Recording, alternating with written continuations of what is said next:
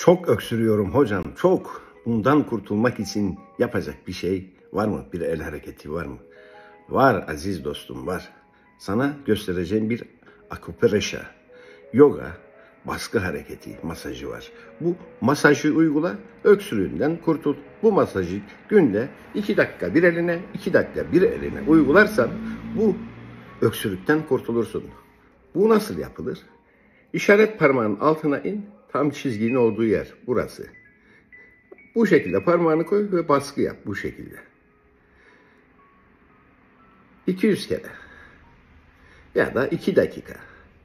Bir eline, 2 dakikada bir eline. Tam o çizginin olduğu yere. Bu şekilde masaj yap. Ondan sonra da bana hayır dua oku. Çünkü öksürüğün uçup gidecek. Rahatlayacaksın benim aziz dostum.